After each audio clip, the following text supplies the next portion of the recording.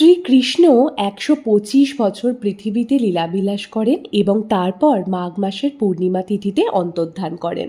যদিও এই প্রসঙ্গ নিয়ে অনেক মতবিরোধ আছে, সেই সব কথা বাদ দিয়ে বলি, ঈশ্বরের কিন্তু মৃত্যু হয় না। কেবল যে দেহের মাধ্যমে ধর্ম প্রতিষ্ঠা করার জন্য ঈশ্বর পৃথিবীতে আসেন, সেই পঞ্চভূত চামড়াকে ত্যাগ করে পরম ধামে ফিরে যান, এইটুকু মাত্র। শ্রীকৃষ্ণ কোন স্থানে ও কিভাবে লীলার ছলে দেহকে ত্যাগ করলেন এবং কিভাবে তার অন্তিম সংস্কার করা হলো, সেটাই আজকে আপনাদের সংক্ষেপে জানাবো এই ভিডিওর মাধ্যমে। মহাভারত অনুসারে গান্ধারীর অভিশাপে যাদবদের মধ্যে এক লড়াইয়ে একে অপরকে হত্যা করে যদু বংশ সমাপ্তি ঘটল।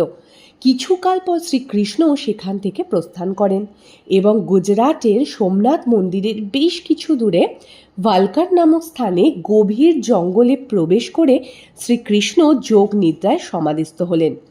সেই স্থানটিকে আজও একক বা কৃষ্ণক্ষেত্র নামে উল্লেখ করা হয় এবং সেই স্থানেই উপস্থিত হন জরা নামের এক ব্যাধ এবং কৃষ্ণের চরণকে লুকিয়ে থাকা হরিণ ভেবে ভুল করে এক মারাত্মক তীর ছোড়েন। তা গিয়ে শ্রীকৃষ্ণের চরণে বিদ্ধ হয়ে যায়। শিকারী কৃষ্ণের কাছে পৌঁছানোর সাথে সাথেই তার ভুল বুঝতে পেরে ভগবানের কাছে ক্ষমা প্রার্থনা করেন। উত্তরে শ্রীকৃষ্ণ তাকে সান্ত্বনা দেন ও ব্যাখ্যা করে জরা নামক ব্যাধকে বলেন, পূর্বজন্মে ত্রেতা যুগে শ্রীকৃষ্ণ শ্রীরাম রূপে অবতীর্ণ হয়েছিলেন এবং যখন সুগ্রীব কিষ্কিন্ধায় গিয়ে বালির সাথে যুদ্ধে আহ্বান করেন, তখন যুদ্ধ চলাকালে রাম আড়াল থেকে বাণ নিক্ষেপ করে বালিকে ছলনার মাধ্যমে হত্যা করেন, আর সেই বালি জরা নামে ফিরে এসে শ্রীরামের ছল করে মারার প্রতিশোধ নেন।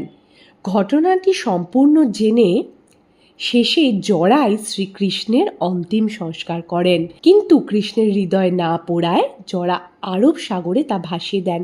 এই সম্পূর্ণ ঘটনা থেকে দুটি উপসংহার বেরিয়ে আসে, যা আমাদের সকলের কাছে শিক্ষণীয়। প্রথমত, জন্মিলে মরিতে হবে, অমরকে কোথা হবে, এবং দ্বিতীয়ত, প্রত্যেক কর্মের ফল আমাদের ভোগ করতে হবে, তা সুকর্ম হোক বা কুকর্ম। ভিডিওটি কেমন লাগলো আমাদের কমেন্ট করে জানাতে ভুলবেন না। ভিডিওটি লাইক করবেন, শেয়ার করবেন। এইরূপ পৌরাণিক তথ্য পেতে আমাদের পাশে থাকবেন আর বলতে ভুলবেন না, হর হর মহাদেব, ওম নমঃ শিবায়।